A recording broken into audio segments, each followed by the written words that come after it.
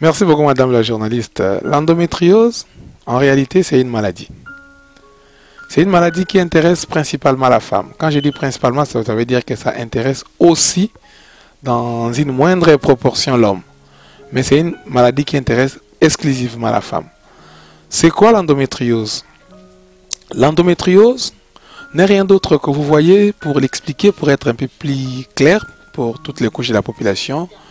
Ouais, la femme a un organe dans son corps qui lui permet de porter la grossesse, qui lui permet de faire sortir les règles. Cet organe s'appelle matrice pour les communs du mortel. Pour nous, nous l'appelons utérus. Oui, c'est la même chose. Utérus ou matrice. On l'appelle matrice parce que on suppose que c'est ce qui donne la forme à l'enfant. C'est pourquoi on l'appelle matrice. Alors, la matrice ou l'utérus a 3 couches. C'est comme un avocat que nous mangeons. Il y a la partie externe comme couche que nous ne mangeons pas, la partie charnie que nous mangeons. Il y a une petite couche chocolat à l'intérieur et vous enlevez les grains. Donc la matrice correspond à cet avocat-là. Alors qu'est-ce qui se passe? La couche interne chocolat de l'avocat, pour la matrice, on l'appelle endomètre. C'est cette couche-là qui produit les sangs des règles. C'est-à-dire que chaque mois, la femme voit les règles. Les règles proviennent de cette couche-là qui s'appelle endomètre. Mais lorsque cette couche, pour une raison ou une autre, ça se retrouve en dehors de son endroit habituel, qui est la matrice, exclusivement dans la partie interne de la matrice, quand ça se retrouve en dehors de son endroit habituel, on ne l'appellera plus endomètre, ça devient une maladie, on l'appellera endométriose. Nous avons des grandes causes, comme vous voulez, déjà que je parle des causes. Il y a des personnes qui naissent avec l'endométriose, c'est-à-dire qu'il y a une partie congénitale et héréditaire, parce qu'il est prouvé aujourd'hui que une femme qui présente de l'endométriose, ses filles ou ses enfants ont 5 à 6 fois le risque de présenter aussi de l'endométriose. Ouais, c'est-à-dire que c'est une maladie héréditaire. On a identifié des gènes qui sont vraiment identifiés avec beaucoup plus de clarté. Alors, en dehors de cela, il y a de l'endométriose acquise aussi. C'est-à-dire qu'il y a certaines activités que l'homme fait dans sa vie peuvent l'amener l'endométriose. Il est quand même incriminé parmi les facteurs de risque que nous allons discuter avec vous. Après ici, les rapports sexuels pendant les règles. C'est parmi les facteurs qui favorisent l'endométriose. C'est déconseillé. En dehors d'être péché, pour nous, en endométriose, moi je vous déconseille aussi. C'est-à-dire qu'une myomectomie mal faite, quand on doit opérer les myomes, mais on l'a mal faite. Quand on va se faire cureter, en curettant, on peut toucher l'endomètre et puis aller les ramener en dehors de son endroit habituel. Donc, nous faisons vraiment l'effort de taper fort là-dessus que l'endométriose, c'est un problème sérieux dans notre milieu. Parmi les signes de l'endométriose, il y en a plusieurs signes. Nous regroupons les signes de l'endométriose en 2 grands groupes.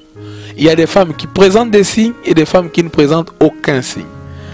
Et la proportion, elle est presque égale. C'est-à-dire que si vous avez 10 femmes qui présentent l'endométriose, 5 peuvent présenter des signes, 5 ne peuvent pas présenter des signes. C'est ce qui nous donne déjà des difficultés pour vraiment donner la proportion. Déjà, la proportion en termes d'épidémiologie, elle est difficile parce qu'il y a de l'endométriose qui est découverte d'une façon fortuite. Une femme va pour autre chose et on découvre l'endométriose. Mais la proportion qui présente des signes, les femmes qui présentent des signes de l'endométriose, ces femmes-là, quels sont les signes qu'elles présentent? Le premier maître symptôme d'abord, c'est la douleur. Ce sont des femmes qui ont des règles très douloureuses. Et ces douleurs-là, petit à petit, elles ne sont plus cycliques, c'est-à-dire que ça ne dépend plus des règles, les douleurs peuvent être permanentes. En dehors des douleurs, qui peuvent être pendant les règles, pendant les selles, quand une femme fait son sel, on parle de la... Pendant les urines, donc dyschésie pendant les selles, dysurie pendant les urines, pendant même des rapports sexuels que nous appelons les dysparénies. Toute douleur, en tout cas chez la femme, cyclique, pensez à l'endométriose. À part ça, il y a de l'infertilité, les désirs de conception. Les femmes qui ont de l'endométriose, pour la plupart des cas, n'ont pas d'enfants. Ouais, c'est vraiment fréquent. Ce sont des femmes qui ont des difficultés de concevoir. D'où, il est quand même important que toute femme qui présente une infertilité, checker du côté endométriose aussi pour voir si l'endométriose n'est pas la cause. Mais à part ça, je tiens à rappeler ici que tout signe que la femme peut présenter, en tout cas qui revient d'une façon cyclique, une toux qui revient ensemble avec les règles, des diarrhées qui reviennent ensemble avec des règles, pensez à l'endométriose. Mais en dehors de tout ça, il y a des signes aussi patents. Une femme par exemple qui a de l'endométriose au niveau de l'ombilic peut voir les sangs couler pendant les sangs des règles. Pendant qu'elle règle, elle peut voir aussi les sangs couler. Donc c'est vraiment parmi les signes les plus importants. Parmi les facteurs favorisants, il y a des facteurs qui sont démontrés, qui sont considérés comme des facteurs favorisants. Et puis il y a des facteurs qui sont à discuter encore. Mais il y a aussi des facteurs protecteurs de l'endométriose. Parmi les facteurs favorisants, je vous ai dit ici que le fait qu'une femme puisse avoir l'infertilité, ok, que nous considérons une femme qui n'a pas d'enfant, c'est déjà un facteur de risque.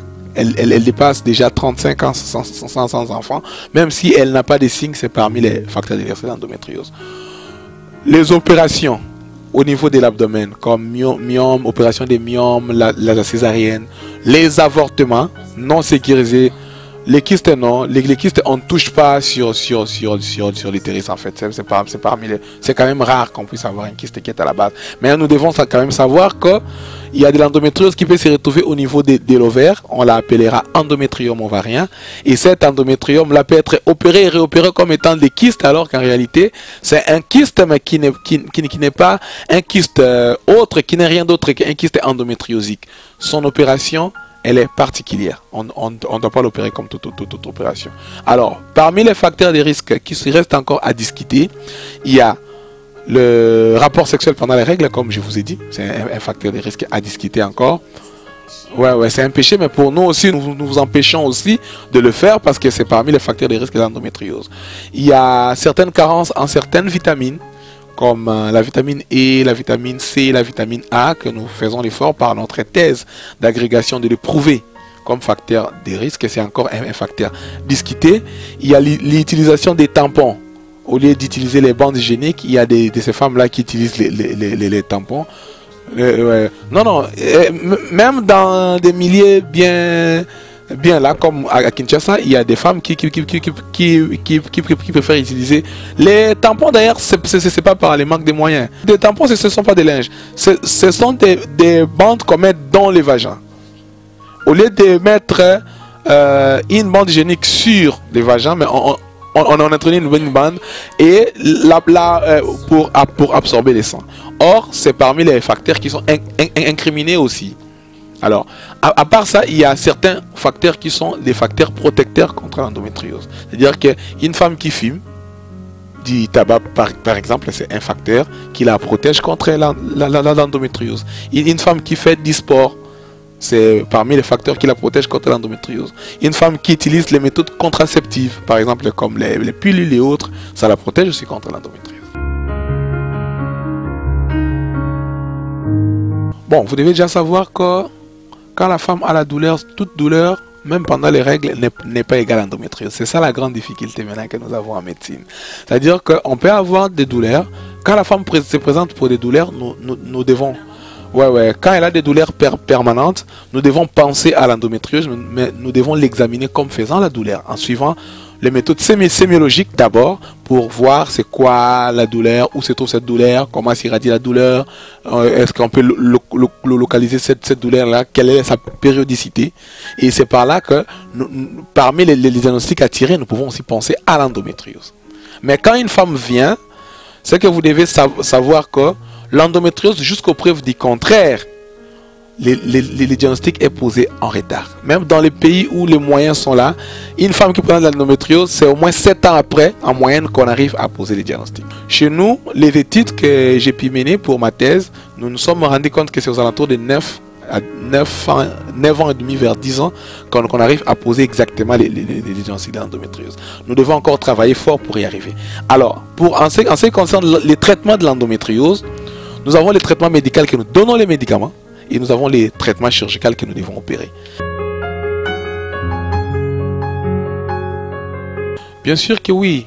Je pense que c'est une très bonne chose. La couverture santé universelle, c'est une très bonne chose.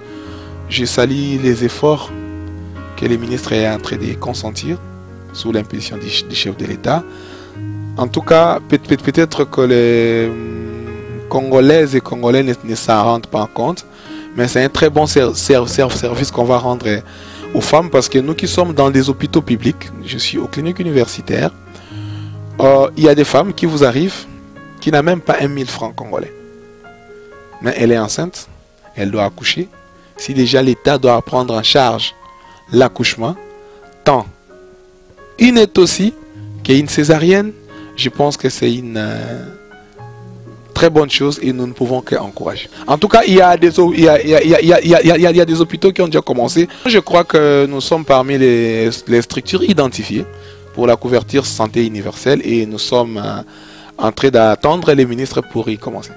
Ça, nous sommes vraiment très partants de donner des vies gratuitement aux gens. Le traitement est médical et chirurgical. Les traitements médicaux, nous donnons les médicaments. Les traitements chirurgicaux, nous opérons. Mais vous devez savoir que le traitement médical ou chirurgical est fonction du terrain. C'est-à-dire que ce n'est pas toute femme qui prend l'endométriose qui doit avoir les médicaments. Ce n'est pas toute femme qui prend l'endométriose qui doit avoir bénéficier de la chirurgie. Donc, en ce qui concerne l'endométriose, le traitement, soit médical ou chirurgical, ce n'est pas que les gynécologues lui-même qui doivent faire les traitements de l'endométriose. Le traitement de l'endométriose est multidisciplinaire. Donc, il y a l'interniste qui est là, l'oréliste est là, le chirurgien est là, les gynécologues lui-même est là, les psychiatres aussi est là, parce qu'une femme qui souffre de l'endométriose, bien sûr que oui. En tout cas, les traitements pour l'endométriose, il est holistique. Oui, c'est la 3e édition de la campagne. Cette fois-ci, j'organise la campagne avec la Fondation Pamoja. C'est une fondation de médecins de la diaspora. Donc, nous sommes en train d'organiser cette campagne-là de dépistage de l'endométriose. Et cette fois-ci, nous dépistons, nous traitons et nous opérons. Alors, la campagne traiter et nous opérer. Et nous opérons. Alors, la campagne avait démarré le 4 juillet. Nous avions lancé à l'Assemblée nationale le 2 juillet, les lancements officiels de la campagne.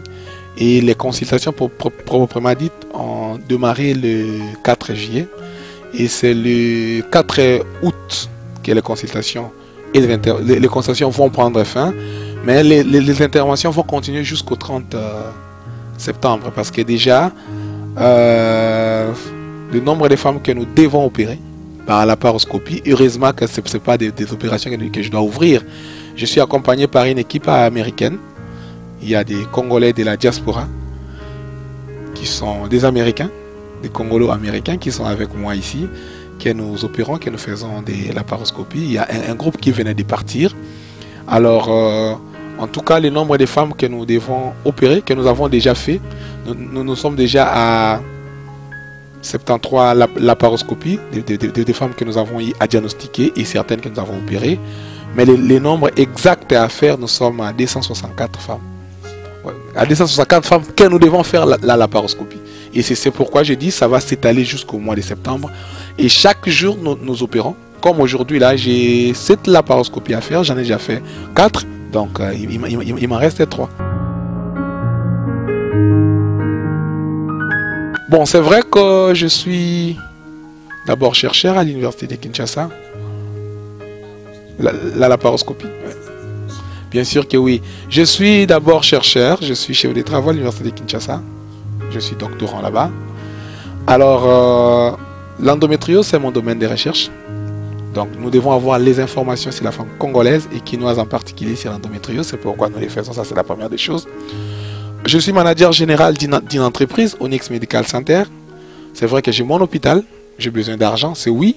Mais l'hôpital me sert de moyens parce qu'à l'hôpital est annexée une activité philanthropique. La fondation Monzango qui porte mon nom. Et cette fondation a comme objectif d'apporter les soins de qualité à des personnes démunies mais à moindre coût. Et précisément les femmes qui souffrent de l'endométriose. C'est ce qui fait que moi et la fondation PAMO Diassa, nous devons le dire, c'est grâce au Sénat, le vice-premier président du Sénat qui a vraiment soutenu et qui continue à soutenir ces femmes-là. Merci à lui et coup de chapeau à lui pour que cette campagne ait lieu. Il y a beaucoup de donateurs occultes qui ne veulent pas qu'on parle de leur nom aussi. Nous les remercions parce que pour faire une laparoscopie diagnostique ici chez moi, c'est pas moins de 1500 $. Mais quand on doit... Quand on doit demander à la patiente, au lieu de payer 1500, elle paye 250 $. Il y a il y a beaucoup de personnes occultes qui ont pris en charge les excédents. Et nous les remercions pour ça. Bien sûr que oui, j'ai des cas ici, déjà celles de la première et de la deuxième édition qui ont conçu. C'est vrai que la conception elle est difficile quand le stade est avancé. Mais plus tôt on diagnostique, plus tôt on a la chance d'une grossesse spontanée. C'est parmi mes champs de bataille, mais je ne suis pas seul. Hein. Il y a beaucoup de personnes qui en parlent de l'endométriose. Hein. Il y a des femmes. Je crois quand j'ai lancé la campagne, les DJE, j'ai eu à profiter de l'occasion. Nous avons primé les personnes qui travaillent et qui ont déjà travaillé sur l'endométriose, vivant ou mort. Je crois que nous avons primé 26 personnes. Non maîtres, il y a des groupes de femmes qui parlent d'endométriose.